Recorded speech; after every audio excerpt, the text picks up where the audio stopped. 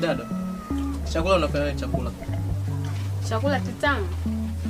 Lazima kiwe kitamu kwa sababu wewe mwenyewe unajua. Sasa nikupe siri moja bidada. Hivi kaka, hapa ni wapi? Na nimefikaje hapa?